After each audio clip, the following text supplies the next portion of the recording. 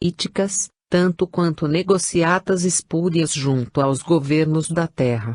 Como é que podem vir nos querer dar lições de moral, ceifando em nossa própria horta alguns de nossos melhores trabalhadores? Estudando a reação favorável existente nos rostos assustados de seus interlocutores, o presidente continuou: precisamos agir e o momento é agora. Se deixarmos para depois, parecerá que nos amedrontamos com essa primeira investida dos fantoches do crucificado, como se eles, realmente, fossem melhores do que nós. Por isso convoquei esta reunião. Desejo vigilância cerrada sobre todos os nossos objetivos, para que nenhum deles se perca de vista e, no mais curto prazo possível, sejam atingidos os nossos intuitos, sem nenhuma derrota. Além do mais, proíbo a todos de comentarem as ocorrências últimas, para que isso não venha produzir o estímulo nos fracos ou ingênuos que estejam sendo treinados em nossas técnicas de ataque. Que saibam que os que se ausentaram foram apreendidos por nossos inimigos e que, de nossa parte, estamos organizando um ataque para conseguirmos recuperar os que são integrantes de nossa família. E que todos se integrem nos movimentos, estimulados pela necessidade de dar uma resposta à altura do ataque recebido. Que os seguidores do Cordeiro permaneçam em suas igrejas e em seus rituais, não se metendo nos caminhos que não lhes pertencem. Nossa atitude não deverá tardar. Eu mesmo, pessoalmente, irei coordenar o trabalho final de perseguição que estava sob a responsabilidade do chefe, enquanto procuramos estabelecer o seu resgate, além do de outros membros de nossa organização. Aumentem as pressões sobre nossos tutelados, intensifiquem a influência e a hipnose dos que estão sob nossos cuidados e daqueles que são seus parentes. Precisamos de mais trabalhadores. Continuemos a proteger os líderes das empresas religiosas, os nossos associados nas táticas de sedução pelos oferecimentos de vantagens materiais. Os idiotas dos humanos não resistem a uma promessa de ganhar dinheiro e logo se entregam às tentações. Protejamos os pastores e religiosos de todos os tipos que administram nosso negócio no mundo, mantendo as criaturas na ignorância, amedrontadas pela figura do demônio. Eles são importantes aliados. Não desperdicem as portas de entrada na mente dos tutelados. Onde encontrarem fraquezas como a gula, o sexo, a vaidade e a ambição, atuem imediatamente, porque os adeptos do crucificado são, na maioria, uns hipócritas, túmulos caiados por fora, mas podres por dentro. Raríssimos desses falsos bonzinhos resistem a tentações desse tipo. Desejamos dar o troco nesses safados e fingidos do Cordeiro. Fomos forjados por antigos e valorosos lutadores que nos legaram as vantagens materiais que usamos quando estivemos no mundo e que precisamos continuar a defender, para que possamos nelas empossar os nossos escolhidos, perpetuando o nosso império milenar. Entre os dois lados da vida, deveremos manter aquilo que nos pertence. O dinheiro e o poder, a influência, a corrupção, a sonegação e o desvio de verba serão sempre as ferramentas próprias de nosso esforço em garantir para as nossas futuras gerações e para as nossas eventuais voltas ao mundo das caveiras, as mesmas condições vantajosas, as redes de interferência nos destinos e o potencial de enriquecimento que nos mantenha à frente dos negócios do mundo. Com isso, seguiremos controlando patrimônios financeiros organizados em bancos e empresas de crédito. Controlaremos os meios de comunicação de massa para induzir os espíritos a se sentirem familiarizados com os conceitos morais que nos facilitem a ação, ridicularizando a honestidade, a correção, o cumprimento dos deveres, abrindo espaço nas mentes para a complacência com a roubalheira, com o interesse de parecer importante, com o desejo de enriquecimento para alimentar a fogueira da vaidade. Influenciaremos nos meios de produção para que as forças materiais possam ser dirigidas, nos mercados, nos órgãos que deliberar sobre as políticas gerais, criando confusões com princípios filosóficos conflitantes, divergências de entendimentos para que, nas infindáveis discussões e debates, o tempo se perca e as coisas não se modifiquem. Isso tudo faz parte de nosso trabalho para combater o ataque dos que se dizem leais ao Cordeiro. Da mesma forma, denegriremos suas religiões através de religiosos corruptos, venais, negocistas, pervertidos, sexólatras, debochados, demonstrando como são mentirosos os valores de sua fé. Estabeleceremos o culto do lixo e da depravação, com as imagens provocantes de corpos expostos, promovendo o sucesso das manifestações da nossa esfera, inspirando a divulgação de músicas de teor malicioso e provocativo, difundidas pelos meios de comunicação de massa para obterem a aceitação da maioria dos incautos. Promoveremos os seus cantores e intérpretes da noite para o dia à categoria de astros e estrelas de realce, a fim de que sejam citados por uns e invejados por outros, facilitando que nossos tutelados se alimentem desses conceitos e se esqueçam das referências ao Cordeiro fajuto e covarde que, depois de ter se deixado matar, abandonou a todos os seus seguidores sem voltar para salvá-los do mal. Esta é a ordem de vocês.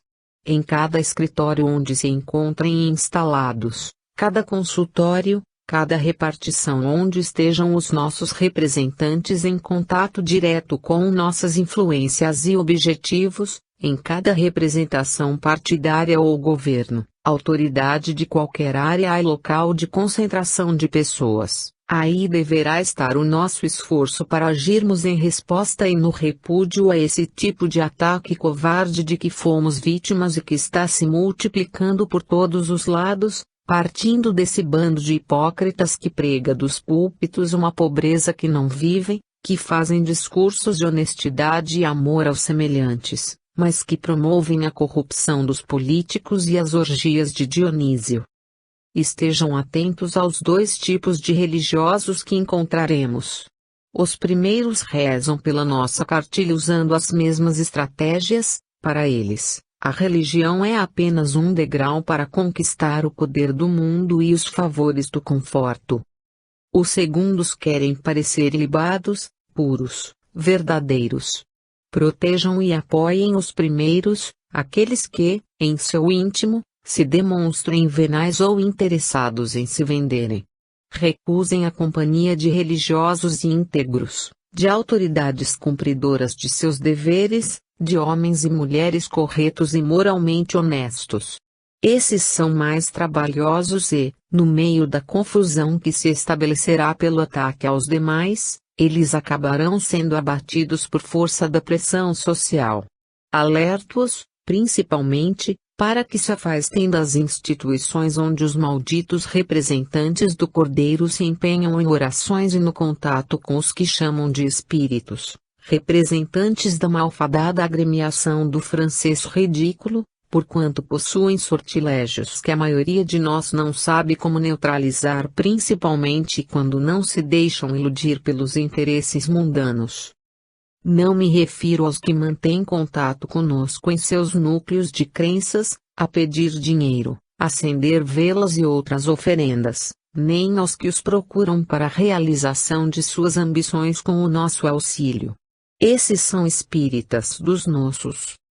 Vocês sabem como nos enfronhamos com esses servidores sensitivos e como eles nos têm sido úteis nas tarefas de dominar as consciências.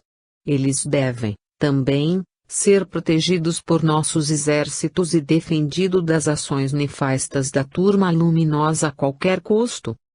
Vocês precisam saber que neste ataque desleal que nos atingiu, uma das mais importantes cooperadoras de nossa organização foi igualmente ferida e teve sua obra despojada de boa parte de seus trabalhadores, não se sabendo para onde foram levados.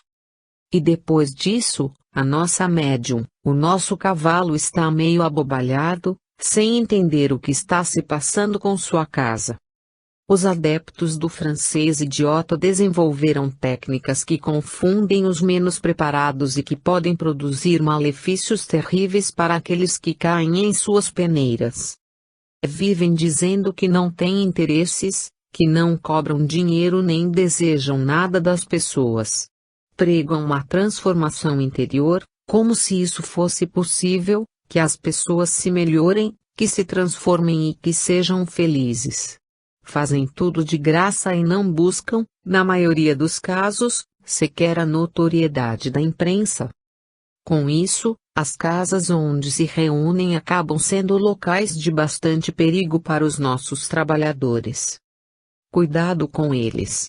Se precisarem de ajuda, procurem aqueles médiums que gostam do pagamento, dos que se interessam por rituais e objetos, informações e vantagens de todo tipo, porque estes são numerosos e, em seus lugares de reunião, encontraremos o ambiente adequado para a instalação de novas sucursais de nossa instituição.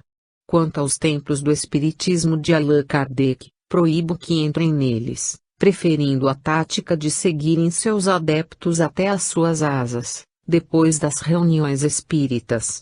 Sigam com eles para aproveitaremos de seus deslizes e, quando isso acontecer, ataquem-nos, envolvamos e escravizem-nos com pensamentos de revolta, de insatisfação, de irritação. Assim, seguramente ligados a eles, poderemos retornar ao centro espírita usando-os para criarmos problemas e desajustes, transformando-os em nossas ferramentas. Induziremos as fofocas, as posturas desafiadoras, os comentários maliciosos, as expressões inadequadas, criando a perturbação no seio daqueles que querem se tornar puros, mas que estão cheios de impurezas na alma. Percebendo que todos os seus ouvintes se achavam como que hipnotizados por suas graves palavras, atestando completo domínio sobre a Assembleia, o presidente fez breve pausa e continuou, demonstrando que a reunião se aproximava do final. Daqui a 5 semanas, estarei atuando pessoalmente no encerramento da perseguição a que incumbiu o chefe Juvenal, que a vinham implementando corretamente. Fizeram um bom trabalho até agora, mas, já que estão desaparecidos, daqui em diante eu mesmo vou cuidar disso. Preparem-se todos para estarem lá no dia marcado, como convidados para testemunharem nosso poderio contra os ascetas do Cordeiro. Convido-os para que, nessa data, possam compor a equipe que vai presenciar e cooperar na conclusão dos trâmites com os quais estaremos atuando no mundo como os que governam as pessoas e os seus destinos, mostrando que os crimes são sempre descobertos e que não há ninguém que possa se furtar ao acerto de contas. É da lei que um olho indenize o outro, que um dente seja verificado para corresponder ao que se perdeu. Assim, a todos os que se viram felizes com a desgraça alheia, chega o dia em que a sua estrutura ruirá num vazio de suas torpezas. Intimo-os para que sejam testemunhas do que acontece com aqueles que pensam poder enganar a nossa justiça. O ódio, longamente acumulado, despejando-se sobre os envolvidos, saciará nossa sede de vingança. Até lá, estejam apostos em suas atividades e não se descuidem de nada porque não pretendo perder mais agentes de confiança, como considero cada um de vocês. Cada fuga será exemplarmente punida por processos de tortura e repressão que vocês devem implementar de forma implacável e sem desculpa. Daqui devem sair com a certeza de que toda compaixão é vírus do Cordeiro, que estará comprometendo nossa saúde para nos conduzir à enfermidade e à queda. E se encontrarmos alguém contaminado, tratemos de usar energia e punição para que o maldito se arrependa e sirva de exemplo para os demais. Se pediram e receberam a ajuda da organização, aceitaram as nossas condições. Juraram que pagariam o preço correspondente e, dessa forma, não há o que possam fazer para fugir ao dever de serviço à nossa causa, até o fim. Com um gesto imperativo, deu por encerrada a reunião e dispensou a todos os seus participantes. Depois, fechou-se nos seus aposentos para delinear a ação para o acerto final do caso que o chefe e Juvenal vinham administrando, em seu pessoal interesse, ligado ao destino das nossas personagens. Determinar a ampliação dos obsessores junto a Marisa, Letícia, Camila, Silvia, Marcelo, Adalberto, Ramos, Leandro, Glauco, Gláucia e Luiz. Estudar os passos mais adequados para que, nas diversas áreas, o círculo de influências espirituais que comandava pudesse ir sendo fechado a fim de pegar todos os envolvidos no mesmo momento assim, como dissera na reunião, acertara que tudo deveria decidir-se na reunião do grupo profissional a ser realizada daí a 5 semanas. Deliberou que alguns seus mais íntimos servidores se ocupassem de procurar informações sobre o paradeiro de seus 2 homens de confiança, buscando uma justificativa para o desaparecimento de tantos trabalhadores da organização. 34. A pedagogia do bem. Com relação aos espíritos que foram capturados pelo campo magnético existente tanto no quarto de Glauco quanto no que era ocupado por Marcelo, sabemos que Juvenal e o chefe foram se apequenando e se acomodando no interior do útero da futura mãe, adormecidos para que pudessem ser preparados para a reencarnação compulsória que se iniciara naquele mesmo dia. Os demais obsessores de Silvia e Marcelo haviam sido afastados e encaminhados para os campos de atendimento localizados nas dimensões espirituais, igualmente submetidos a um processo ionoterápico para o reajustamento de seus centros cerebrais, tanto quanto para a dissolução das ligações magnéticas produzidas pela hipnose a que haviam sido submetidos quando de seu adestramento pelos que comandavam a respectiva área na organização. No tocante aos que acompanhavam o desempenho de Glauco, sob os ataques descontrolados de Marisa e os que compunham a plateia desavisada, a paralisação magnética permitira que pudessem presenciar a ação das entidades superiores no socorro do jovem, identificando a superioridade e o poder do amor, como a lhes indicar um novo rumo a seguir, abandonando uma vida de devassidão e de crimes. Com a impossibilidade de locomoção, foram atingidos no seu mais íntimo sentimento, ficando deveras impressionados com a capacidade de ação de tais forças desconhecidas.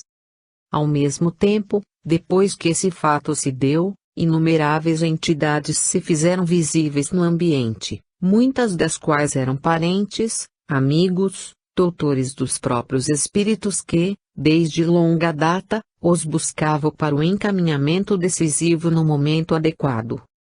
Aquela havia se tornado a hora apropriada.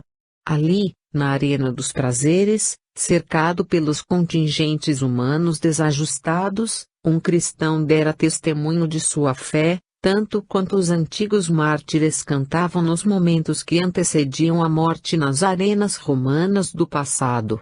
A oração de Glauco correspondeu a esse cântico de socorro e de fé, entregando-se às forças maiores do bem e possibilitou a ocorrência do fenômeno magnético que viera a balsamizar não só o seu coração, mas, sim, o de todos os espíritos levianos que ali se encontravam. Tocados pelo maravilhoso e pelo sobrenatural, sem poderem arredar pé daquele ambiente, tiveram que se submeter à observação das forças amorosas, atuando sobre os aflitos e frágeis, sem estabelecerem qualquer violência contra os que eram constrangidos, apenas, a observar os valores da bondade de Deus. E os mesmos que ridicularizavam os esforços de elevação de Glauco, apupando-o, vaiando-o, desqualificando-o como homem, agora se submetiam ao sublime poder, tanto quanto ao encontro com os entes que não haviam sido esquecidos em seus corações. Não teriam como fugir de si mesmos. Por isso, a maioria acabou se entregando ao processo de iluminação, sendo levados para as instituições espirituais nas quais receberiam o tratamento vibratório adequado para a depuração dos fluidos malsãos que haviam inoculado em si mesmos, depois de largo tempo de desequilíbrios e de excessos nas diversas áreas da influenciação negativa junto aos homens e mulheres. Por isso, tanto a organização quanto a tarefa espiritual realizada nas dependências asquerosas e repulsivas de Dona Mércia estavam vulneradas pela debandada de entidades. Principalmente, no caso de Dona Mércia, os efeitos eram muito graves para sua própria responsabilidade. Como muitos consulentes e interessados em suas ofertas se dispunham a obter atendimento preferencial, mediante largas somas em dinheiro, o pagamento feito por Marisa quando da solicitação de certos serviços garantira que um grande contingente de entidades, algumas com bastante experiência obsessiva, fosse destacado para o local do ataque para que lograssem influenciar Glauco na rendição diante da tentação física a que Marisa o submeteria. Todas estas entidades acabaram impedidas de voltar. A maioria, como falamos, porque entender a existência de uma força soberana e mais generosa do que qualquer outra. A minoria rebelde, entretanto, também se viu obstada em regressar imediatamente, uma vez que, envolvida pelo magnetismo daquele momento, foram inoculadas pelo poder avassalador da compaixão celeste, respirando os fluidos balsâmicos e as emanações anestésicas, adormecendo pesadamente no sono terapêutico que os limparia das influências perniciosas da hipnose. Além do mais, ainda que voltassem à liberdade mais tarde, depois do despertamento, já teriam se passado longas semanas ou meses, durante os quais as suas vítimas já estariam mais recuperadas de sua interferência e, por si mesmas, poderiam dificultar a retomada dos mesmos níveis de atuação obsessiva de antes. Dona Mércia, entretanto, não suportara uma perda tão drástica. Acostumada às trocas magnéticas que a afinidade constante no mal lhe propiciava há anos, suas forças se debilitaram de forma assustadora. Sem o cortejo de entidades interesseiras a lhe abastecer as vibrações, Mércia se vira entregue a um entorpecimento inexplicável. Nem mesmo o espírito controlador de suas faculdades conseguira modificar o estado de ânimo da mulher, já por si só desgastada pelas inúmeras aplicações danosas de seus fluidos vitalizadores, oferecidos para as práticas mais inferiores que se possam imaginar. A queda de seu fluxo energético fez com que a clientela invisível que a sugava deixasse de ser atendida, ainda que sob o protesto dos muitos que se valiam de suas energias para conseguirem os seus objetivos. Com isso, não tardou para que Dona Mércia deixasse de ter condições para atender o público normal dos consulentes encarnados.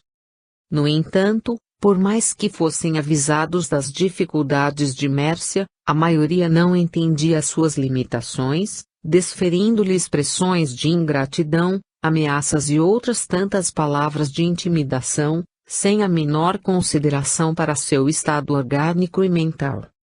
Suas faculdades mediúnicas, malversadas durante décadas, haviam sido avariadas pelo choque magnético da perda daqueles que a sustentavam, ao mesmo tempo em que, enfraquecida fisicamente há muito que as suas energias não eram repostas no tempo e na quantidade necessárias, fosse pela alimentação material, sempre deficiente, fosse pela falta do descanso indispensável à recuperação orgânica.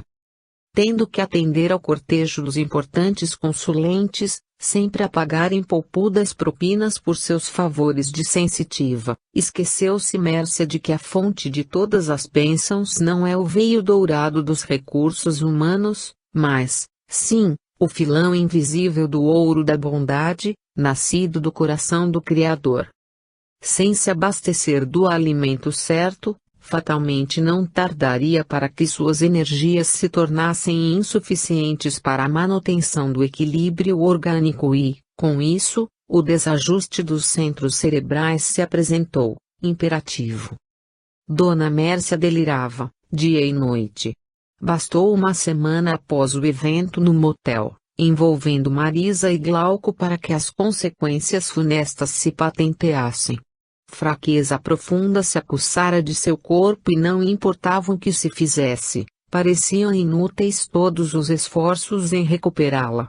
Ligada diretamente a ela, a entidade que a controlava recebia todos os impactos das medicações que eram administradas à médium, receitadas por médico de confiança. Ao mesmo tempo, assim que se instalara a fragilidade referida, o perispírito de Mércia passara a ter mais consciência e lucidez, deixando o corpo carnal com maior consciência e encontrando, logo ao seu lado, as entidades inferiores que a ajudavam na execução criminosa dos desejos daqueles que contratavam seus préstimos. Enquanto seu corpo se entregava à fraqueza, transferido ao hospital em condição de emergência, a constatação de sua participação em imensa rede de desajustes e delitos tornou ainda mais difícil a modificação de seu estado físico. Compreendendo o tamanho de suas culpas, ao identificar-se mais livre das algemas do corpo carnal, Mércia observou-se rodeada por entidades horrendas, anões deformados, seres monstruosos que babavam líquido viscoso dos orifícios que apresentavam no rosto título de bocas ou de narizes. Esses encontros faziam-na desesperar-se, buscando retornar ao corpo frágil, em aflitiva manifestação de um desdobramento perturbado. Agora, afrouxados os laços da matéria orgânica, a consciência da médium invigilante se fizera mais clara e, em decorrência, aumentara o pavor diante do que iria encontrar do lado de lá, transformando em pesadelos os mais rápidos momentos de sono. Os pesadelos agitados, perturbando-lhe o estado orgânico, repercutiam também no tipo de tratamento que recebia. Vendo suas agonias durante o repouso, os médicos adotaram o uso de medicação neuroléptica com a finalidade de tentar diminuir as conversas com seres invisíveis ou os relatos de ambientes grotescos. Tal recurso químico repercutia sobre a entidade negativa que a manipulava, produzindo-lhe reações de igual monta, forçando-a a afastar-se da comparsa, rompendo os laços magnéticos que os mantinham unidos. Esse processo redundou na cessação das trocas de energia que ainda existiam entre ambos, periclitando ainda mais o já frágil estado de saúde da mulher. Seu sistema endócrino estava perturbado. A produção do sangue se encontrava comprometida por anos de descuido magnético, nas alterações hemodinâmicas produzidas pelos excessos de tarefa de exteriorização descontrolada de fluido vital e, sem a compensadora ação de entidades elevadas que sempre estão sustentando os médiums responsáveis diligentes, cumpridores de seus deveres e doadores de seus fluidos para as ações do amor desinteressado junto aos que sofrem, Mércia achava-se entregue a si mesma. Os médiums que não servem ao dever de fraternidade e se deixam arrastar para o nível inferior dos interesses mundanos, no dizer do próprio Jesus, já encontraram aí a sua recompensa. Que não pleiteiem as recompensas celestes que estarão destinadas, apenas, àqueles que não se deixaram arrastar pelas ambições terrenas, servindo à causa do Cristo por amor, tão somente. Estávamos assistindo aos últimos dias de Dona Mércia no corpo físico, agora que o desajuste atingira o clímax e que não lhe seria mais favoráveis quaisquer esforços da medicina para controlar os focos de infecção que espocavam, originados das bactérias que lhe povoavam o corpo e que, agora, se multiplicavam de forma anormal e sem controle biológico do seu organismo debilitado. Ao lado dela, Félix e Alfonso, sempre acompanhados por Magnus, observavam os tristes efeitos da malversação dos dons divinos, a impedir que alguma atitude mais direta de proteção lhe pudesse ser ofertada, além das próprias orações. Não tendo semeado em seu caminho as doces sementes da retidão e da benéfica tarefa em favor dos aflitos, os protetores de Mércia não podiam impedir a entrada em seu aposento das inumeráveis entidades perversas que se valeram de suas energias para as práticas inferiores. Quero meu pagamento. Não pense que vai ficar desse jeito. Sair de fininho da vida e me deixar no prejuízo. Isso é que não. Protestavam muitos dos que se acercavam daquele local. Sem contar os inúmeros espíritos infelizes que foram vítimas de sua ação direta como médium, ou prejudicados nos inúmeros procedimentos persecutórios em que atuou, mesmo indiretamente. Tais espíritos, atribuindo-lhe todas as culpas, valiam-se de sua fragilidade mórbida para trazerem-lhe todo o cortejo de ameaças e ironias, preparando-lhe a colheita amarga que Jesus se referiu quando nos disse que a cada um, segundo suas obras.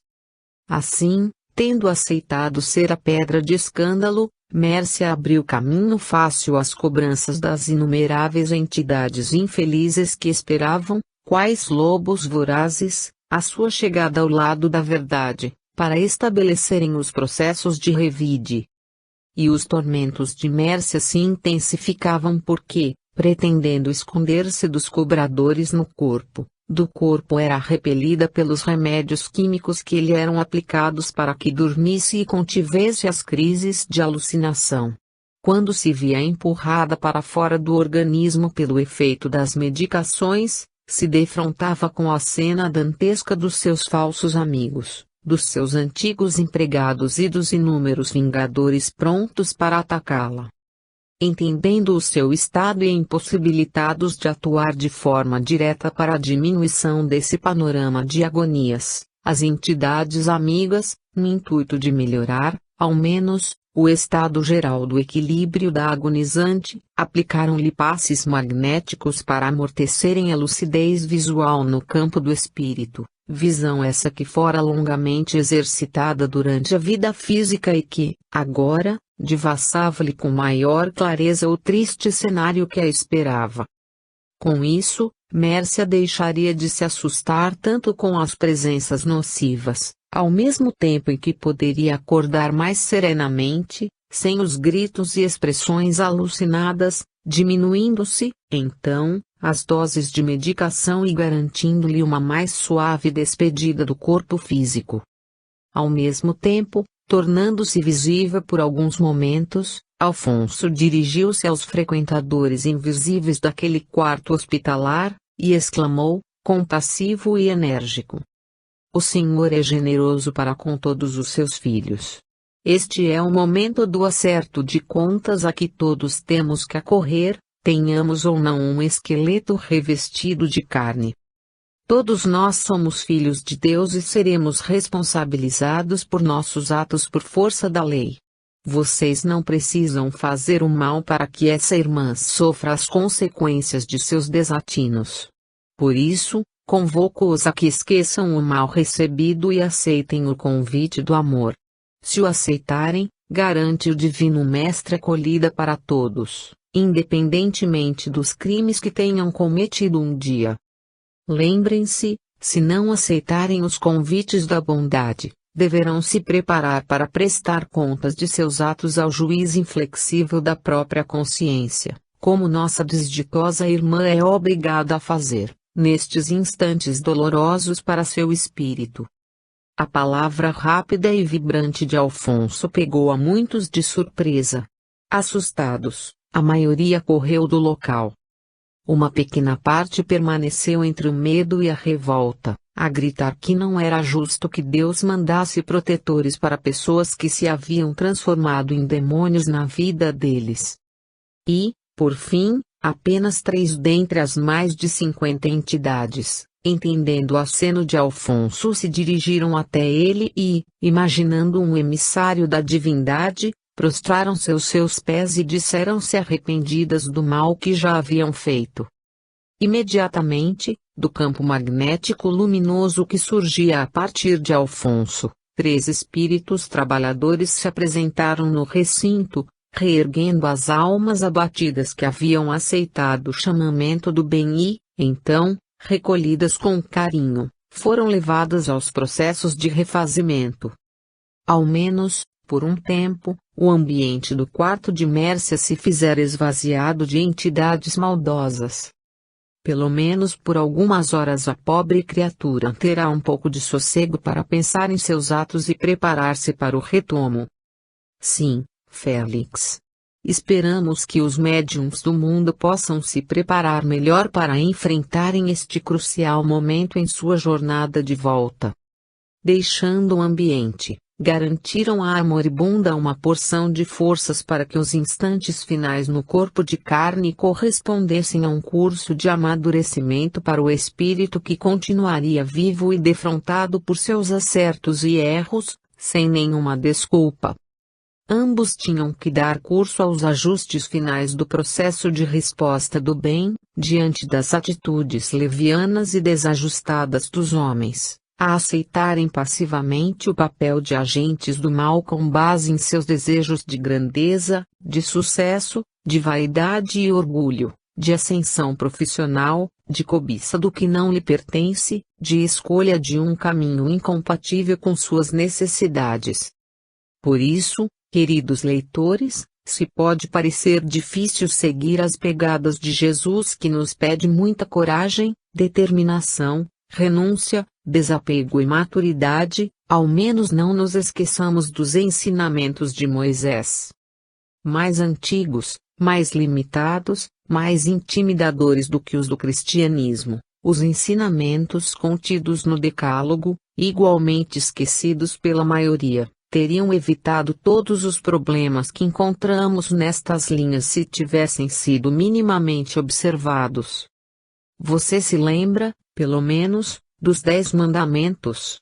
Se não se lembrar dos 10, esforcemo-nos para guardar, pelo menos, alguns deles e isso já nos será muito útil para a nossa melhoria pessoal. Não furtareis, não prestareis falso testemunho contra o vosso próximo. Não desejareis a mulher do vosso próximo, não desejareis a casa do vosso próximo, nem seu servidor, nem sua serva, nem seu boi, nem seu asno, nem nenhuma de todas as coisas que lhe pertencem. Vocês hão de convir que, se os integrantes desta história tivessem seguido estes mandamentos, não teríamos chegado até aqui, não é mesmo? 35. Observando a todos. Depois dos encontros sexuais mantidos com Letícia e Silvia, Marcelo retomou a sua rotina, buscando agir de forma que não levantasse suspeitas. A presença estimulante de Camila, agora, dominava seus pensamentos. Com essa ideia fixa, foi muito fácil que o presidente, agora na direção direta dos trabalhos de interferência, se valesse de sua inclinação para implantar outras entidades obsessoras em seus terminais nervosos, com a finalidade de manterem-no estimulado no desejo de maior envolvimento com a mais bonita das três. Marcelo e Marisa já não se ocupavam mais da vida a dois. A cada dia que passava, ele se sentia magnetizado pela colega de trabalho que, de forma delicada, o alimentava com uma dose de carinho que, ainda que não chegasse à plenitude da intimidade, era suficientemente intensa para manter aceso o fogo do desejo e da paixão. Camila sabia utilizar-se de seus atributos jogando com o imaginário masculino. Mais e mais Marcelo foi se apaixonando, agora ajudado pela ação hipnotizadora que as entidades perseguidoras exerciam, com um cortejo de imagens mentais projetadas em seu íntimo, sugestionando e auxiliando a mais devaneios produzir, envolvendo a possibilidade de se unir a Camila. Suas noites eram povoadas de sonhos estimulantes, nos quais a figura de Camila tinha papel preponderante. As rotinas do escritório se mantinham inalteradas para que não acontecesse que as outras duas mulheres viessem a descobrir seu jogo. Agora, o desejo não era mais o de arrasar Leandro, retirando do lugar privilegiado para assumir a sua posição na estrutura hierárquica. Já era para se fazer o salvador de Camila, apoiando sua fragilidade na defesa contra o atacante obstinado e perseguidor aguerrido. Agindo por conta própria, Marcelo demonstraria seu arrojo a fim de que a mulher amada o admirasse e o aceitasse como o seu companheiro corajoso. Se, para tanto, ele precisasse correr todos os riscos necessários, denunciando Leandro com base nas provas ali documentadas, ele os correria. Sabia que a reunião dos advogados se aproximava e, assim, mais e mais se preparava para que sua estratégia se tornasse um pleno êxito. Seu envolvimento com Silvia fora suficiente para conseguir a sua cooperação. A paixão de Letícia garantira o seu apoio ao objetivo. A decisiva participação de Camila lhe daria o respaldo indispensável para acabar de uma vez com a figura detestável daquele homem asqueroso que a perseguia no interior do escritório. Por sua vez, depois que se viu preterida por Glauco, Marisa acabara por se envolver com Luiz, o irmão de Gláucia, nele descobrindo um homem igualmente ousado e aventureiro, já que nutriam as mesmas ideias e desejos semelhantes em nível e intensidade. Ambos sabiam ser promíscuos a dois, esgotando-se nas práticas sexuais e encantando-se com as novidades que podiam produzir em termos de excitação e desfrute. Quanto mais se encontravam, mais queriam se encontrar. A ansiedade era o subproduto dos excessos já cometidos, a solicitar a repetição e a revivescência das mesmas sensações. Sem qualquer preocupação com a sua condição de esposa de Marcelo, Marisa encontrara em Luiz aquele homem que a recobria de elogios e que a alimentava na vaidade feminina, endeusando-lhe a beleza, a sensualidade, fazendo com que sua carência se visse abastecida. Além do mais, a experiência sexual do rapaz o transformava em um excelente amante, na combinação perfeita do fogo com a gasolina. As insatisfações de Marisa em relação a Marcelo acabaram colocadas em um segundo plano, já que suas aventuras ilícitas passavam a dominar a sua vida, ao mesmo tempo em que o marido se via envolvido nos processos de prazer e conquista na sua área de atuação profissional.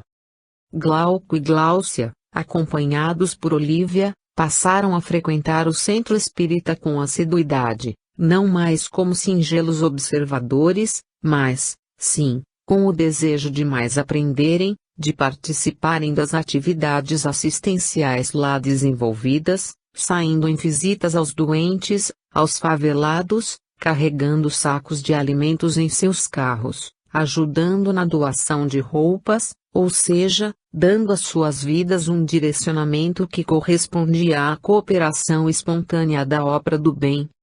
Glauco, agradecido pelo apoio que recebera nos momentos cruciais de seu testemunho moral, entendera que todos somos integrantes de uma rede de fraterna assistência e, da mesma sorte que esteve no limite da queda, muitas pessoas estão no limite do crime por lhes faltar um pedaço de pão, um pouco de arroz e feijão para os filhos, uma roupa quente e uma demonstração de afeto. Da mesma maneira que fora amparado por seres invisíveis, poderia tornar-se a mão visível de Deus e de Jesus, juntamente com a noiva que o acompanhava sempre, para que as pessoas infelizes não se deixassem levar pelo desespero.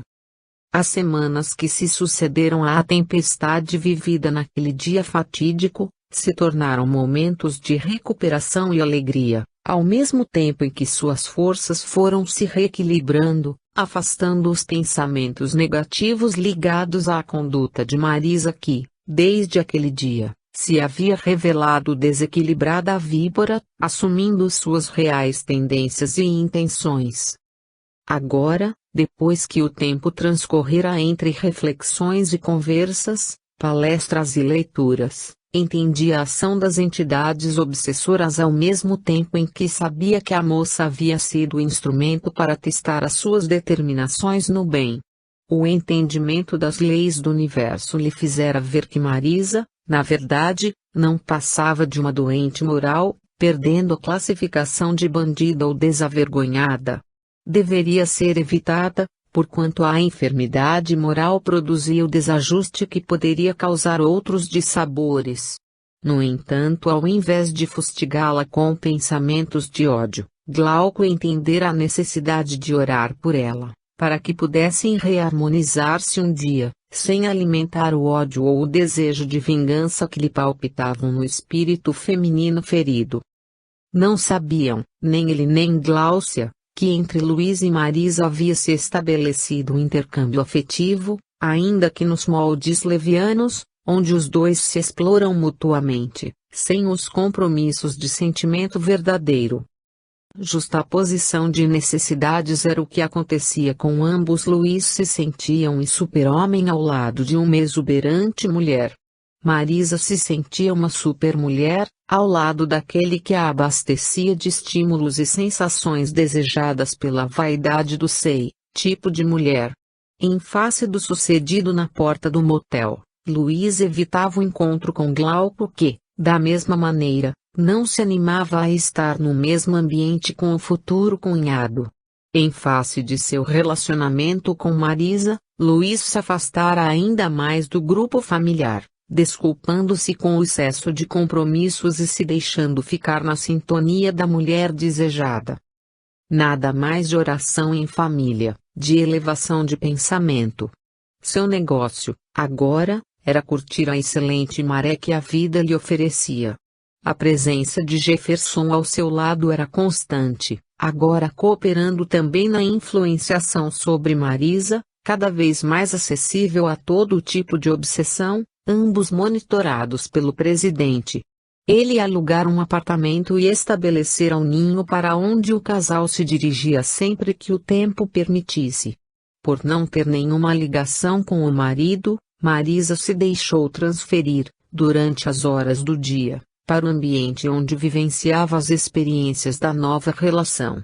Luís, não tendo um horário rígido de trabalho, usualmente podia lhe fazer companhia, tendo se transformado, com o correr das semanas em uma espécie de namorado aventureiro, desgastando-se nas aventuras e divertimentos pelos arredores da nova moradia. Silvia, por sua vez, depois da relação sexual na qual se promoveu a ligação de seus dois obsessores, que se materializariam na Terra como seus filhos, sofrera uma modificação brusca em seu estado íntimo. Depois de deixar o motel, procurou o repouso em sua casa, ao mesmo tempo em que desejou encontrar, no afeto do filho adolescente, o alimento carinhoso para suas necessidades e carências. Não tinha um marido por perto, nem podia esperar isso dos homens levianos e quase desconhecidos que usava como instrumentos de prazer. Não tinha amigas ou amigos com quem compartilhar tais sensações, porquanto as amigas eram, sempre, potenciais adversárias a serem vencidas e os amigos, estes acabavam sempre na cama com ela, mais cedo ou mais tarde, o que estragava a amizade. Somente o filho lhe parecia o mundo seguro a lhe estender carinho sincero e afeição pura, sem o sexo por detrás naquele oceano de mentiras e falsidades que ela construíra ao redor de sua vida. No entanto, o filho também não estava presente. Vivendo já nas descobertas de adolescente, encontrava-se na companhia de amigos e jovens perambulando por algum lugar interessante da cidade, iniciando-se nas aventuras da afetividade com estranhos e estranhas, uma vez que não podia contar com a compreensão e o esclarecimento dos próprios pais, dentro de casa.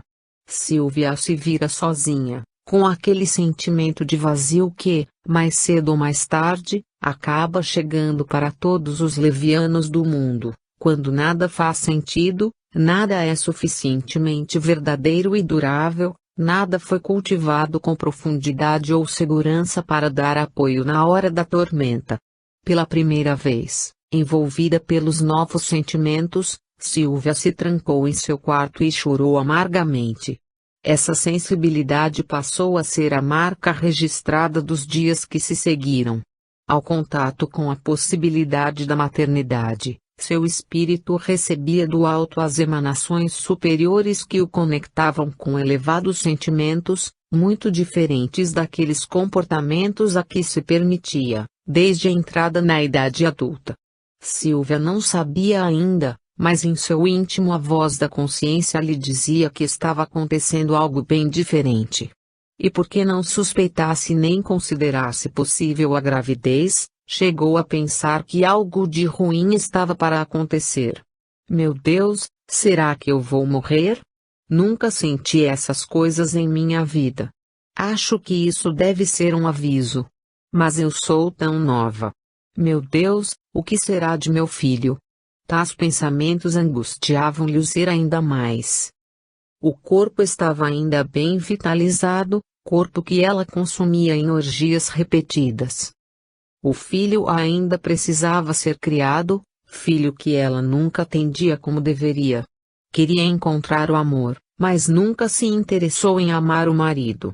Tudo isso, agora, parecia ser motivo que a fizesse meditar na brevidade da vida terrena, na exiguidade das chances, na transitoriedade da existência material. A ideia de morrer lhe causava pavor.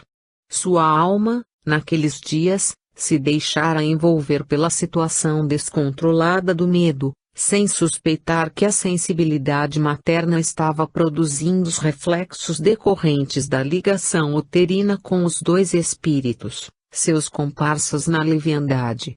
Ambos se achavam interiorizados em seu ventre, semi-hipnotizados, sob a proteção de entidades responsáveis por aquele processo de renascimento compulsório, já que, em realidade, jamais teriam sido desejados pela futura mãe e, se não fossem mantidos nessa condição, acabariam facilmente sendo repelidos e destruídos pelo repúdio mental de Sylvia.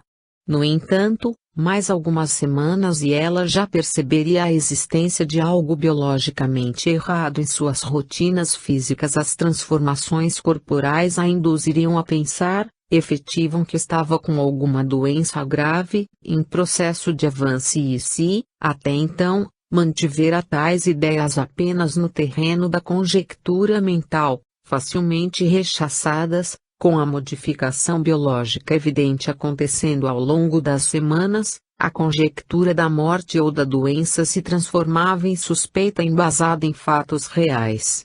Amedrontada por todas estas circunstâncias, sua fragilidade aflorou de forma constrangedora. Em cada momento do dia, Sylvia precisava controlar-se para não chorar na frente dos outros. Se alguém se acercasse, comentando sobre os problemas da vida, seus olhos se viam marejados, ante a lembrança de que a vida poderia estar se esvaindo pelos vãos dos dedos, sem que pudesse fazer alguma coisa. O medo de ir ao médico e constatar a enfermidade era tão grande quanto a suspeita de estar doente. Não sabia a quem recorrer. Nada que pensasse lhe trazia paz interior. Se estava em casa, a presença do filho era a dolorosa lembrança de que o abandonaria, depois de ter vivido ao seu lado sem ter lhe dado a mesma atenção e carinho que ofereceu aos processos do escritório e aos homens com quem se deitou, nas trocas do prazer pelo prazer. Nenhum deles seria, entretanto, o porto seguro para suas angústias. Não podia falar ao filho sobre seus problemas para que ele não ficasse mais preocupado do que ela mesma. Ao lado disso, pensava na necessidade de ir se afastando do jovem para que, quando da efetivação da morte, não sofresse tanto. Mas como se afastar daquele que, em verdade, era a única fonte de satisfação afetiva que possuía? Se alguém a procurava para pedir algum conselho, se escusava, delicada, para não ficar vulnerável a qualquer sentimento angustiante na frente daquele que lhe pedia ajuda. Tratou de desmarcar entrevistas com clientes e os processos passaram a se tornar como que espinhos na carne. Porque todos aqueles conflitos, aquelas contendas, aquelas disputas alucinadas, se a vida era algo tão frágil e fugaz. Como se permitir iludir por uma vida afogada em papéis e disputas miseráveis quando nada seria perene o suficiente para valer tanto esforço? A sua conduta não passou desapercebida dos olhares de Marcelo que, sem suspeitar de nada, passadas já algumas semanas do último encontro, Procurava observar as suas atitudes para aquilatar sobre a continuidade de seu apoio, no caso dos documentos já mencionados. Oi, doutora Silvia, como vai? Brincou o rapaz, na porta de sua sala. Ora, Marcelo, estou muito bem, não dá para anotar? Sim, dá para perceber que você está muito calada nestes dias, que não está atendendo tanta gente como sempre atendeu, que não está conversável como nos outros dias, que chega mais tarde e sai mais cedo, que parece mais cansada do que o normal. Dá para anotar como você está muito bem. Entendendo as referências do rapaz, Silvia pediu para que ele entrasse e fechasse a porta. Atendendo ao pedido com um sorriso maroto no rosto, Silvia advertiu-o, adivinhando seus pensamentos: não precisa ter medo, Marcelo, porque eu não faço aqui o que faço em outros lugares. Que pena. Silvia, respondeu o rapaz, brincando. Escute aqui, seu safado, disse ela, meio sorrindo, deixe de pensar em besteira por um minuto e sente-se aí. Tudo bem, estou escutando, sabe, Marcelo, estou muito preocupada com minha saúde. Como assim, Silvia? Perguntou, demonstrando interesse sincero. É que de uns dias para cá, não estou me sentindo bem. Tenho dificuldade de pensar, passo boa parte das horas deitada, estou inchada e meu estado de ânimo se mantém constantemente abalado. Mas você já foi ao médico? Claro que não, Marcelo. E se eu descubro que estou mesmo, com pouco tempo de vida? Ora, Silvia, mas as coisas se complicam desse jeito. Essa é minha angústia, Marcelo. Como é que posso encarar minha vida dessa maneira, meu filho, meu futuro, se um tumor pode estar consumindo minhas forças? Você não se lembra daquele meu cliente que, há 2 meses me procurou para desistir dos seus processos porque havia descoberto um câncer? Sim, eu me recordo de seu esforço em convencê-lo de que deveria continuar lutando por seus direitos. Eu me recordo disso também. No entanto, ele foi enterrado semana passada, Marcelo. Credo. Disse o rapaz, espantado. Tá doido, Silvia, tão rápido assim? Meu amigo, desse jeito. E agora eu entendo por que ele pretendia deixar essas brigas idiotas ou mesquinhas que nós temos que transformar em processo, de lado. Nada faz sentido, Marcelo, se nós olharmos as coisas pela ótica de quem descobre que está com tão pouco tempo para viver. Mas ele sabia que tinha uma doença, Silvia. Sim, é verdade. Mas nós todos estamos com nossos dias contados. Quem garante que, ao sair daqui, eu não seja atropelada ou um caminhão não passe por cima do meu carro? Nossa vida é uma tolice, Marcelo. Agora tenho pensado assim porque, pela primeira vez, estou com medo de morrer. Meu corpo me está assustando com a transformação que estou sentindo. E o medo de partir para o desconhecido está me impedindo de ir ao médico. Entendendo a angústia da amante de ocasião, Marcelo arriscou sugerir: mas por que você não fala com seu marido? Ele pode ajudá-la. Ora, Marcelo, meu marido e eu somos 2 estranhos. Não dormimos juntos há muitos anos. Apenas mantemos uma aparência de vida, para que nosso filho se sinta vivendo em uma família dita normal. Ele tem outros interesses, outras mulheres, outros relacionamentos. E dizendo isso para o homem com quem acabara de ter, algumas semanas antes, a última relação sexual, relembrou de sua conduta e falou, com franqueza: e eu faço a mesma coisa. Como poder contar com alguém que nunca fez parte da minha vida? Só tenho o meu filho e, ainda assim, não posso lhe dizer nada porque, primeiro, não tenho nenhuma certeza e, depois, não quero lhe trazer sofrimentos maiores. Vendo que ela se via presa na própria armadilha, Marcelo procurou estender-lhe a mão, afinal, Silvia havia sido a mulher que o abastecera de prazer nos últimos tempos, o mesmo prazer que a própria esposa lhe negava. De uma forma ou de outra, sentia-se em dívida e pretendia que ela se vinculasse a ele por uma gratidão, através da qual seu apoio na luta contra Leandro se fizesse decidido e indubitável. Bem, Silvia, o que não pode é você ficar desse jeito e não ir em busca de solução médica. Mas eu tenho medo, Marcelo, exclamou a